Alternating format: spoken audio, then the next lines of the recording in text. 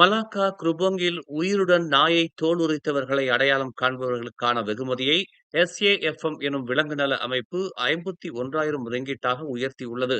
நேற்று செய்தியாளர் கூட்டத்தில் இந்த அறிவிப்பை அவர்கள் வெளியிட்டனர்.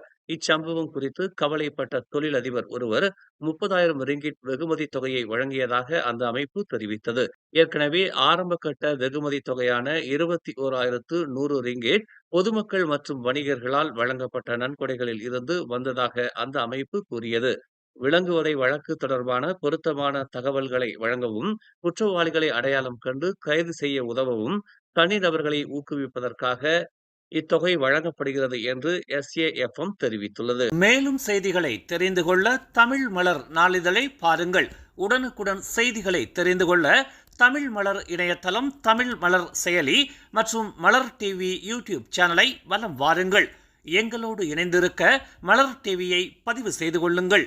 உறவுகள் மகிழ்ந்திட விருப்பம் மற்றும் பகிர்வு சேவையை சொடுக்கிடுங்கள்.